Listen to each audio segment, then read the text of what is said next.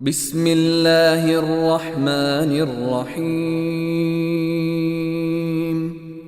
والتين والزيتون وطور سينين وهذا البلد الأمين لقد خلقنا الإنسان في أحسن تقويم ثم رددناه أسفل سافلين إلا الذين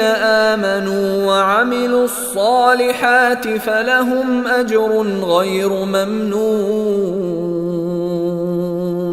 فما يكذبك بعد بالدين